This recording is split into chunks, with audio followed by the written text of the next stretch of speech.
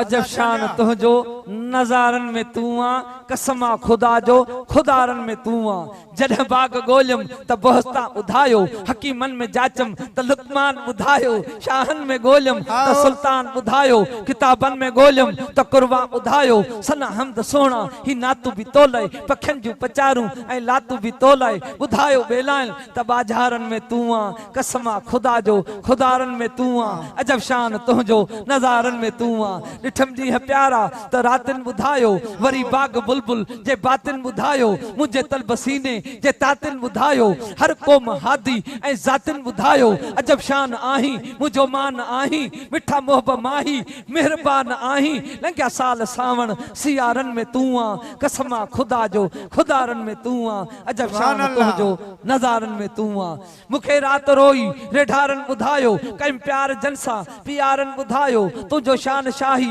हजारन बुधायो हियर चंद चमकी आ सितारन बुधायो मिलियो माव जीजल खा लोलियो भी तोलाए हवा समंड लहर ऐं छोलियो भी तोलाए कंधी काह बेलन किनारन में तू आ कसमा खुदा जो खुदारन में तू आ अजब शान तुझो नज़ारन में तू आ परवर हुस्न जा हसीनन में तू आ हबीबन जा वाली अजीबन में तू आ मुझा वक्त नूरी नसीबन में तू आ तू मौला जे मर्जिन जो मुख्तियार आही तलहत अब्बासी मलूक सा कंदो प्यार आही डिठम पाक प्यारा त प्यारन में तू आ कसमा खुदा जो खुदारन में तू आ अजब शान तुझो नज़ारन में तू आ कया सुबह वेठो शाम तुझे हुस्न के सलाम अवा जे आमद वारी रात थी वई तुगी में तजरात उहा रात छापर बात कदा बुलबुल वतन बात मानू मलक हकाजात पढ़न नबी पैन फलात कई कोयल ही कलमात सुना तलब तुझी तात लवन पखी अड़ी लात वठी नूरी तुझो नाम कया सुबह वेठो शाम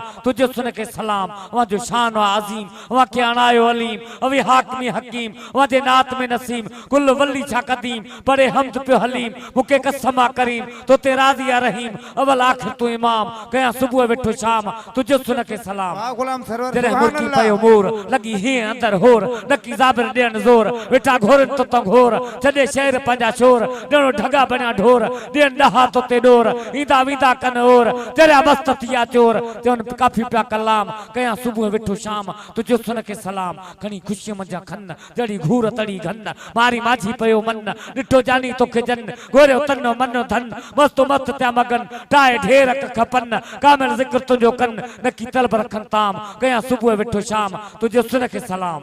अवांजे नजर जा निशान कई सूबन जा सुल्तान मलूक मानू चा हैवान कमर तारा भी कुर्बान मुके कसमा कुर्बान तो ते राजी रहमान अवल तो आखिर इमाम कया सुबह वेठो शाम तुझे सुन के सलाम सुभान अल्लाह।